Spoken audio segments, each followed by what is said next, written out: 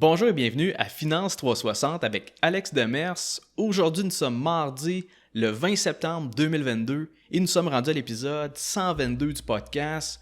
Aujourd'hui, je vous parle un peu de ce qui se passe sur les marchés boursiers.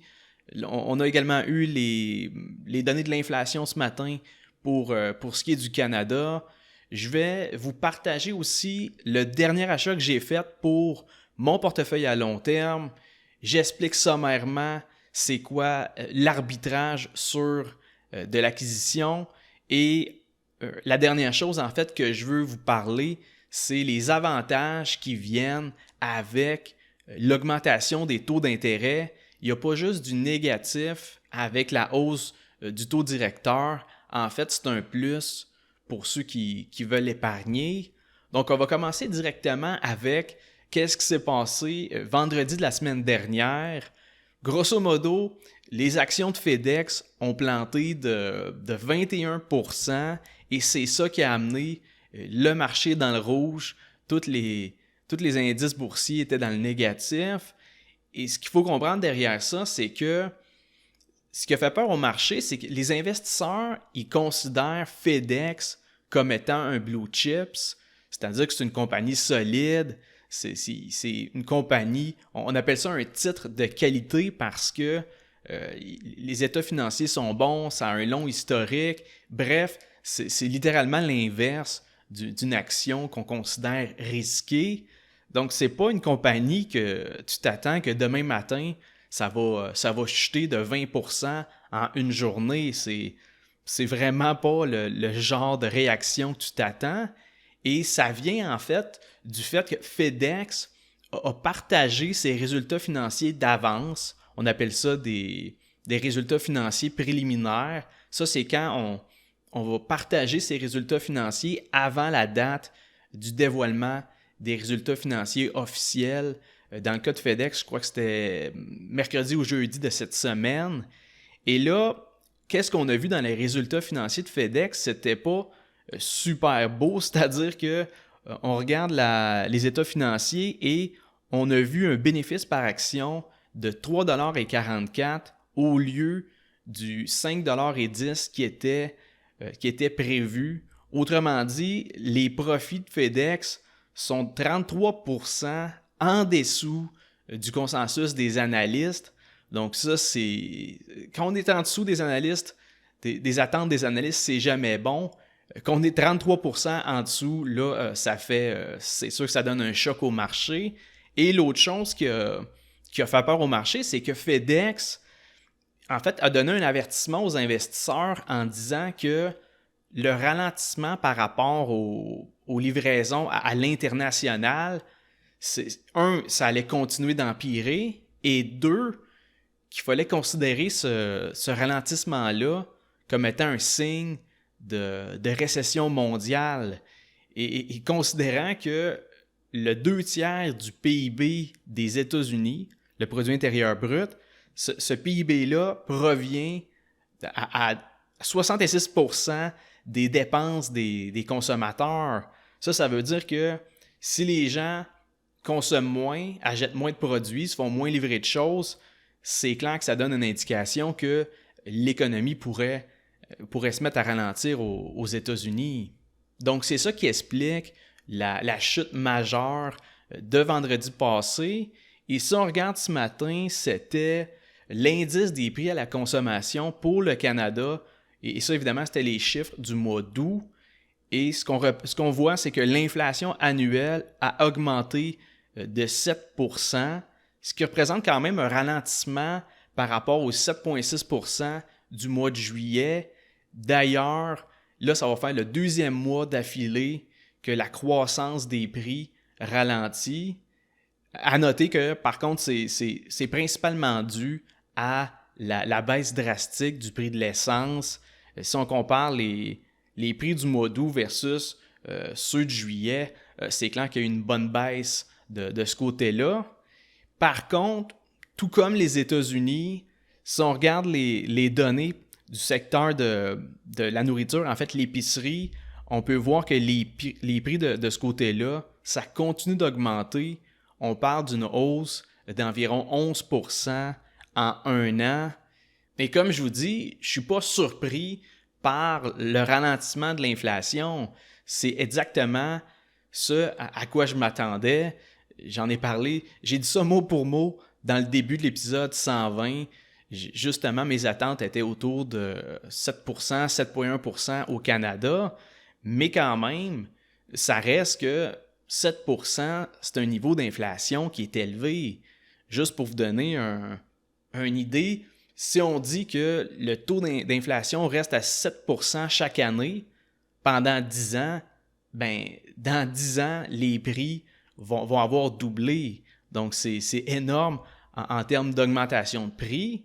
Et l'autre élément à considérer dans le calcul, c'est que l'année passée, en août 2021, on avait déjà enregistré une hausse de l'inflation de 4,1%. Et là, on vient comparer ça avec le nouveau 7% de cette année. Mais ce 7%-là se rajoute aux 4,1% de l'année dernière. Autrement dit, sur 2 ans, le taux d'inflation a augmenté de plus de 11%. Et juste pour vous donner une échelle de comparaison, depuis les 10 dernières années, le taux d'inflation moyen était de 2% par année, ce qui veut dire qu'en 2 ans, on a eu une hausse équivalente des prix de ce qui nous aurait pris normalement 5 ans. Fait que c'est ça qui fait que les salaires, les revenus n'arrivent pas à suivre l'augmentation des prix. Bref, ça, c'est du côté des données économiques. Si on regarde du côté de mon portefeuille à long terme, le dernier achat que j'ai fait, c'est Microsoft, que j'ai acheté à 243 $ vendredi passé. Je vous rappelle que Microsoft est encore dans le processus d'acheter Activision Blizzard, qui est une très grosse compagnie dans le domaine des jeux vidéo. Et le deal n'est pas encore closé parce que Microsoft, c'est une compagnie vraiment gigantesque et les autorités du côté de la concurrence, on appelle ça l'antitrust, ces autorités-là vont juste s'assurer que si Microsoft se fait cette acquisition-là de Activision, faut pas que Microsoft se retrouve dans une position de domination ou de monopole dans le secteur du gaming. Donc, autrement dit, les autorités s'assurent que si ce deal-là se fait, il n'y aura pas de concurrence déloyale avec Microsoft vis-à-vis les autres compétiteurs dans l'industrie. Donc, présentement, ils sont encore sous les enquêtes des autorités et si tout se passe bien, l'acquisition devrait se faire quelque part en 2023. Et c'est ça qui m'amène à vous parler, en fait, de l'arbitrage sur les acquisitions-fusions. Mais je tiens à dire, à première des choses, que ce deal-là entre Microsoft et Activision, c'est loin d'être une certitude. Il reste encore des doutes par rapport à ça. Et ça se reflète d'ailleurs dans le prix des actions d'Activision parce que actuellement, le prix se trouve autour de 76 $ US, tandis que le prix d'acquisition de Microsoft, donc lui, il veut l'acheter pour environ 68 milliards, ce qui représente un achat de 95 $ par action. En d'autres mots, pour chaque action que vous avez d'Activision, si le deal se fait, vous allez recevoir 95 $ US du fait de l'achat de Microsoft. Ce qui veut dire qu'acheter des actions aujourd'hui et miser sur le fait que le merger va arriver, l'acquisition va se produire, c'est ça qui s'appelle de l'arbitrage sur fusion et acquisition. Et cette stratégie-là, en fait, c'est vraiment simple, c'est de générer des profits avec l'écart entre le prix actuel versus le prix d'acquisition que l'autre compagnie va donner.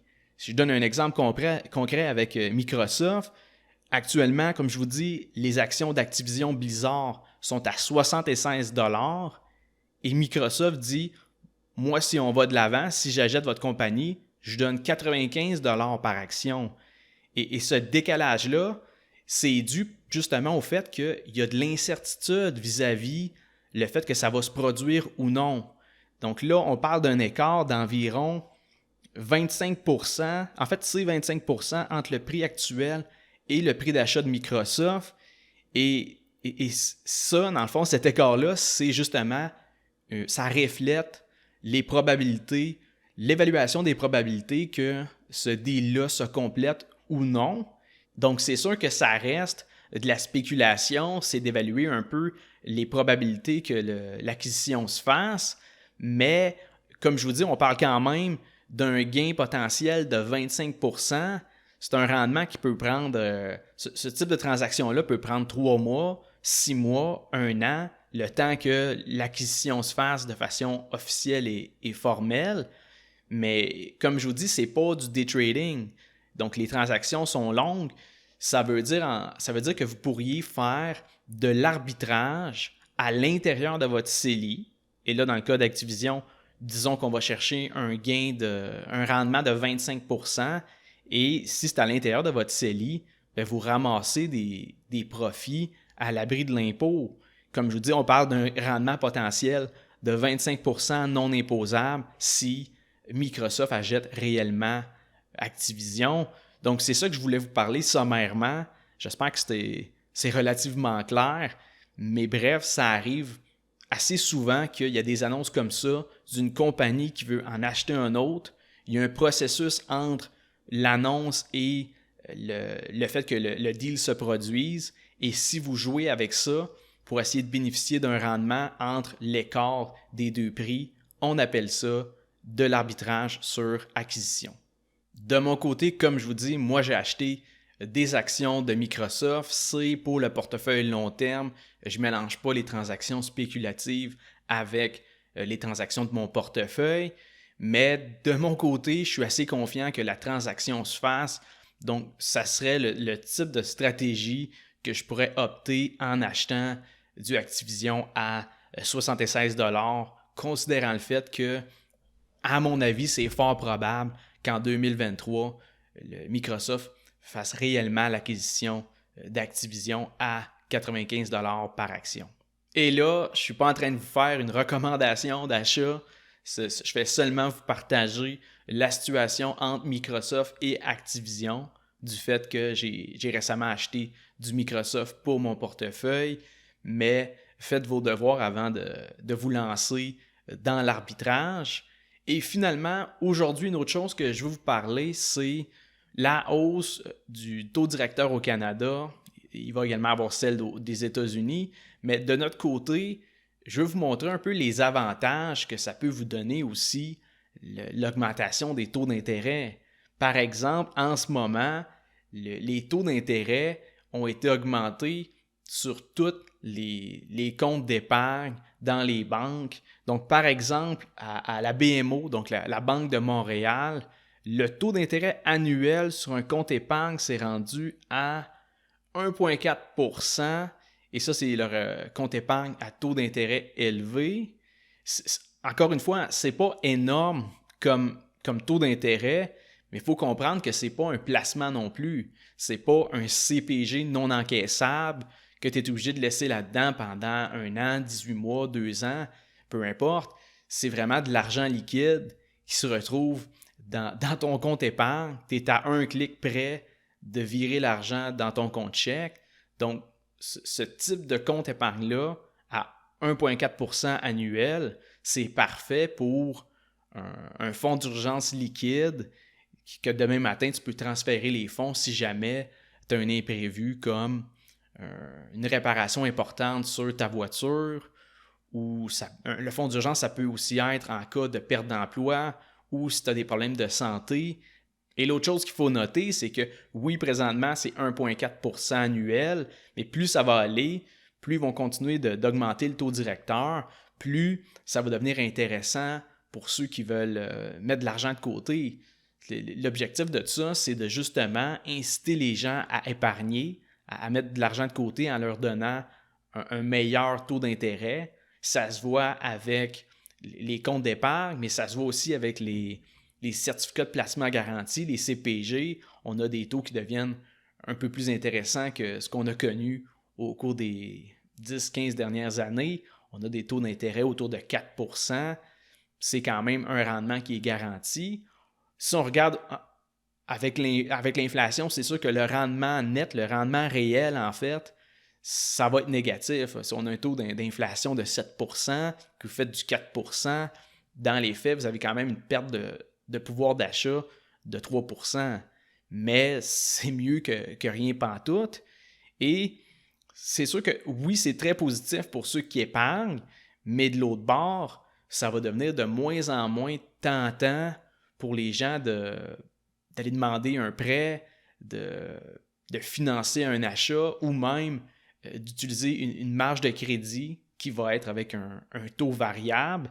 Et c'est normal, c'est justement ça l'objectif de la Banque du Canada. En remontant le taux directeur, tu incites le monde à épargner au lieu de dépenser. Donc à ce moment-là, les gens achètent moins, les gens consomment moins, la demande diminue et c'est ça qui devrait créer un ralentissement au niveau de la pression à la hausse sur les prix. Mais évidemment, comme je l'ai déjà dit, ce ralentissement-là au niveau de la consommation va créer une récession économique en même temps. Présentement, le taux directeur au Canada est de 3,25 %. La dernière fois que le taux directeur était au-dessus de 3 %, c'était en 2008. Sinon, à partir de 2009, le taux directeur n'a jamais dépassé 1,75 %. Fait que ça fait des années que le coût d'emprunt est très bas, ce qui va justement pousser les gens à financer, prendre des prêts, à vivre sur du crédit, faire l'achat d'une maison. Ça va justement donner des incitatifs à s'endetter du fait que les taux d'intérêt sont tellement bas qu'au pire, je vais aller prendre de l'argent à tel pourcent d'intérêt, puis je vais aller générer un rendement excédentaire avec ce prêt-là. Donc, c'est pour ça que les gens se sont leveragés, c'est-à-dire qu'ils ont pris un effet de levier en se finançant avec de l'argent, du cheap money. Et comme je l'ai déjà dit, moi, même avec le ralentissement de l'inflation au Canada et aux États-Unis, avec les chiffres qui peuvent donner l'impression que là, on commence à prendre le contrôle de l'inflation, de mon côté, je ne tombe pas encore dans cette optique-là. Je considère toujours que les banques centrales vont devoir continuer d'augmenter les taux d'intérêt. Je ne pense pas qu'ils vont peser sur le break prochainement. Donc, en conséquence de ça, les taux d'intérêt vont continuer d'augmenter. Il faut s'adapter à ce nouvel environnement économique-là, prévoir justement d'adapter ses finances personnelles avec des prix qui ont quand même continué d'augmenter. Il y a un ralentissement, il n'y a pas une décroissance. Et de l'autre bord, là, le taux directeur est à 3,25. Si on fait encore une ou deux ou trois hausses, on va rapidement dépasser le 4 %. Donc, c'est sûr qu'il faut prévoir ça, il faut anticiper le fait que le contexte économique n'est plus le même. Et dernière chose, je veux finir l'épisode en vous parlant de la décision de la Fed qui va être mercredi, donc demain. Et c'est là qu'on va savoir qu'est-ce qu'ils font aux États-Unis par rapport au taux d'intérêt. Je tiens quand même à préciser que si on regarde le marché, si on regarde les indices américains, tant qu'à moi, les investisseurs ont déjà pricé une hausse de 75 points de base, potentiellement même une hausse de 100 points de base. Donc, je ne serais pas surpris que demain, après la décision de la Fed, même si, oui, il y a une augmentation du taux directeur de 75 points de base ou même 100 points de base, ça se pourrait que les indices boursiers se mettent à jumper, tombent dans le vert, puis que le prix des actions se mette à monter parce que les prix d'aujourd'hui reflètent déjà, tant qu'à moi, les anticipations d'un taux directeur à 3,25 ou 3,5 % aux États-Unis. Donc, oui, pour moi, ce n'est pas impossible que mercredi, les actions se mettent à monter directement, justement, après l'annonce de Jérôme Powell. Donc, c'est quelque chose à surveiller. Ça peut être pour autant des transactions à court terme que peut-être vous inciter à faire des achats avant une petite remontée. Mais bref, c'est quelque chose à regarder parce que, oui, c'est une nouvelle qui est considérée comme négative, mais il faut savoir justement le marché, à quel point il a déjà assimilé cette information-là. Les gens achètent avant ou vendent avant une décision du fait qu'ils vont la prévoir, ils vont essayer de justement l'anticiper. Et c'est ça que des fois, avec la bourse, ça peut paraître contre-intuitif parce que il y a des journées qu'il y a une nouvelle qui est pourrie, pourtant les prix montent, et d'autres fois c'est le contraire, il y a une excellente nouvelle, mais les prix descendent. C'est dans ce cas-là que le marché avait déjà pricé, déjà anticipé telle ou telle nouvelle. Donc c'est pour ça que des fois la direction est dans l'opposé de ce qu'on pourrait s'attendre. Donc, je termine l'épisode d'aujourd'hui comme ça. Et si vous voulez m'aider, si vous voulez me donner un coup de main pour le podcast, si vous trouvez ça pertinent, les informations que je vous partage, faites juste laisser un review, soit sur Apple Podcasts ou sur Spotify. Laissez une note, laissez un commentaire, partagez le podcast. Moi, je fais pas de... Le podcast est gratuit, il n'y a pas de publicité, j'ai pas de commanditaire. Donc, moi, la façon de me payer avec ça, c'est en faisant des évaluations positives, puis en partageant le podcast à vos amis, vos proches. Moi, c'est comme ça que ça me motive à continuer. Donc, je finis là-dessus. Merci beaucoup pour votre écoute et on se revoit mardi prochain pour un autre épisode de Finance 360.